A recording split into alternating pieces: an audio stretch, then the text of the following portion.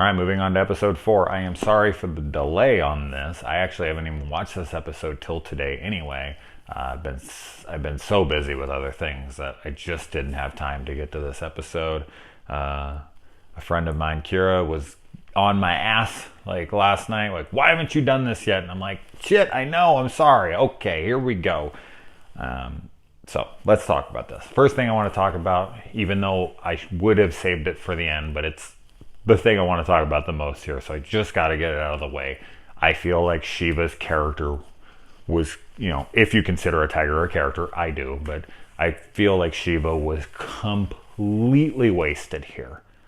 Like, Shiva bought him like 3 seconds so that they could pull him out of the hole, which they could have done even if she didn't jump in. Like, I feel like they could have saved, the tiger's death if it was going, if it was an inevitable type of thing.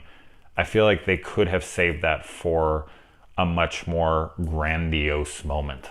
It was kind of just like, that was it. Like, you're just not feeling it anymore, so you're just gonna stay behind and hold them off. I hate when people hold people off in movies. I always think that's the stupidest shit. It's like, what are you gonna buy in 3 seconds? But all they had to, he's got that dude that's like twice his size, Jerry, who could just pull him right out of the hole in half a second, which he does end up doing. It's not even that far up. It's only like a 2-foot little, it wasn't like he had to pull him up by. So for the fact that Shiva had to die for that, like, that's how they got rid of his tiger? Like, that just was dumb to me. Really dumb. Now, I'm not going to, like, stop watching the show or sit here and bitch all day about it and cry and whatever. It did piss me off, though. And I rarely let these kinds of things upset me like that, but I was sitting there like, that's fucking dumb. That's just dumb. That's a dumb way to do it.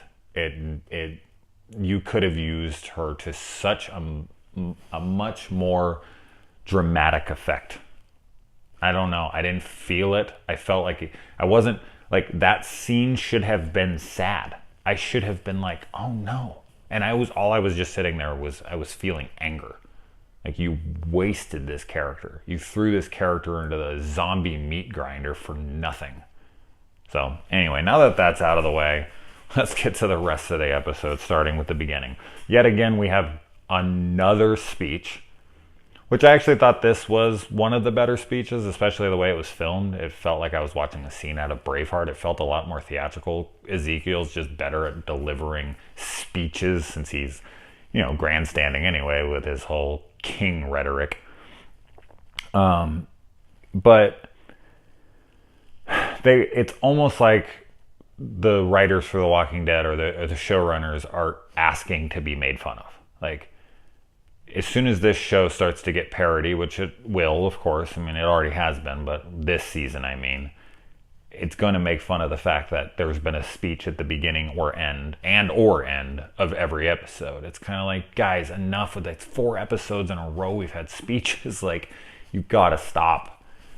I'm fine, but even I'm kind of like, okay, let's knock it off.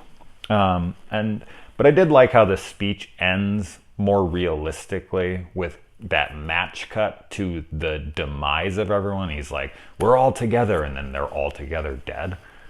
That shows you the reality of war. You can pep people up with speeches all you want, and it can make you feel patriotic, and it can make you feel like you're part of something. But unfortunately, once the bullets start flying and bodies start falling, you see the ugliness of things. But it was a sad opening. It's a very sad opening. All of everyone that he was in command of is now walkers. That's actually something else I want to talk about really quick.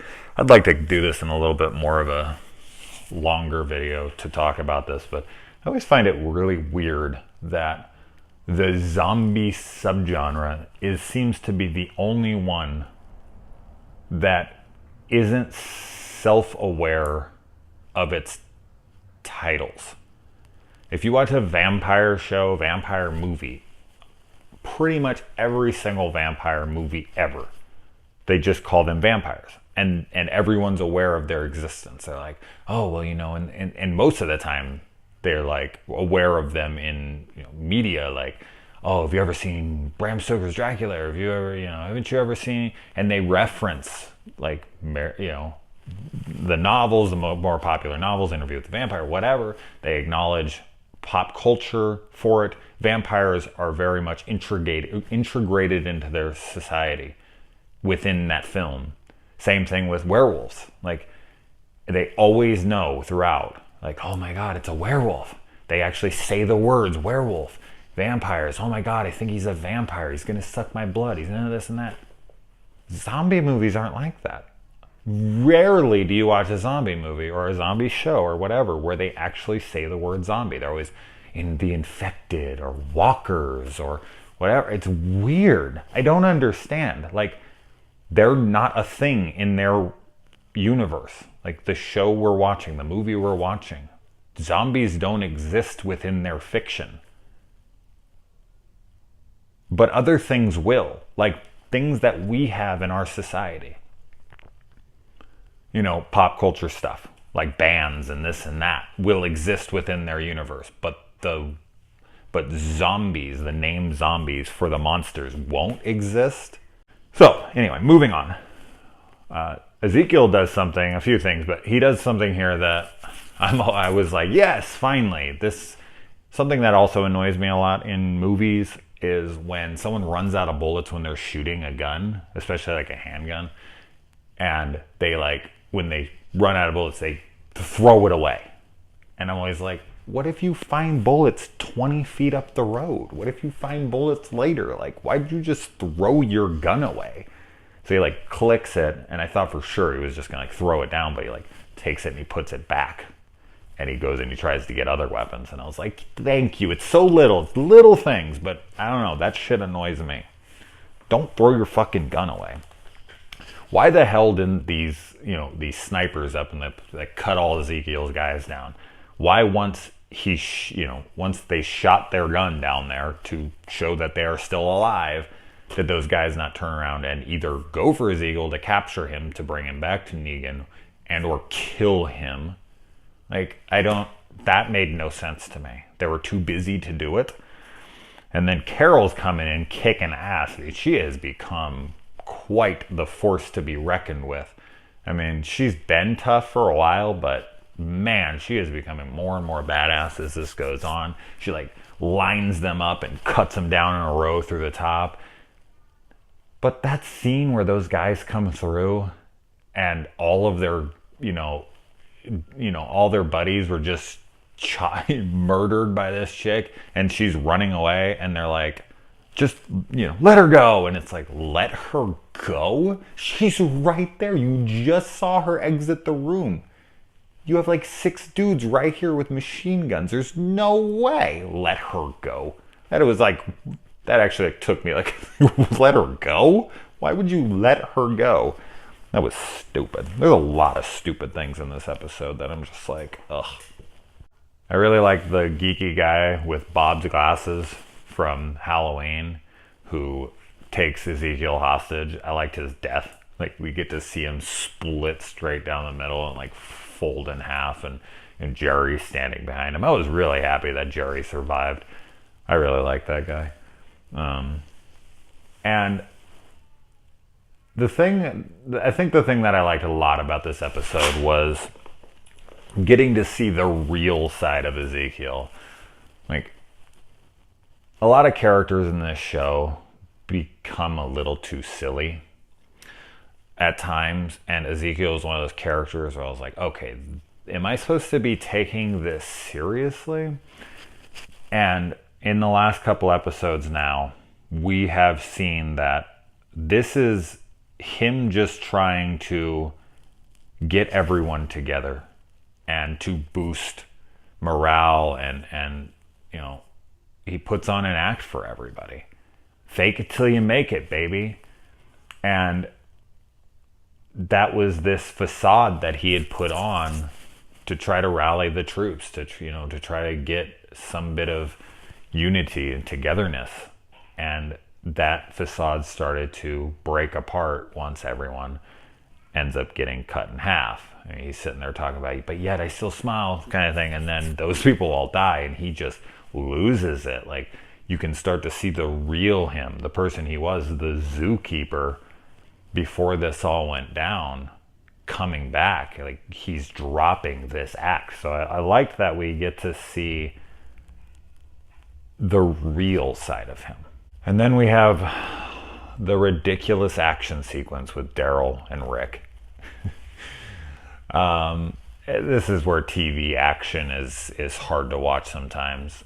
It was fine, but Rick pulls up. I mean, Daryl crashes his bike and then he drives up behind the guy, and somehow he doesn't see him driving down the road, and then Rick pulls this.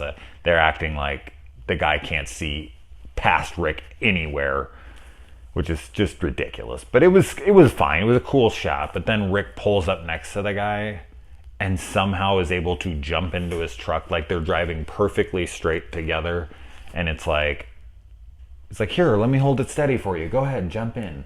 Like, why, if he had a gun, which he pulls on Rick as soon as he jumps in, like, why wouldn't he have had that gun pulled already for when Rick pulls up next to him? Why wouldn't Rick goes to jump in the car, would he not try to turn his wheel this way or that way? Either way, it would probably have killed Rick. So, and why did, it's just, that is absolutely absurd. That scene is absolutely asinine. There is no fucking way. And continuing with that, the scene where Carol, oh God, when Carol's over and she's having the shootout, she just keeps hiding behind the truck and they just keep shooting it. And it's like, why are you guys continuing to keep shooting this truck? Like, the only point for you to continue to lay down cover fire like they were would be for one of your guys or two of your guys to advance on her position in order to flank her and cut her down.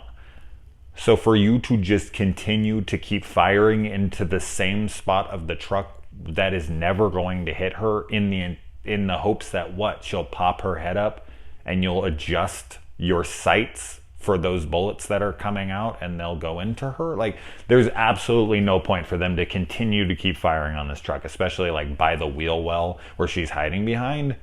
It makes no sense. And she has enough time to go over and press the button for the gates to open behind them, for them not to check, for them to be firing a weapon long enough for the zombies who walk at fucking snail's pace to be able to come up behind them and take them out. How many bullets are in these guns?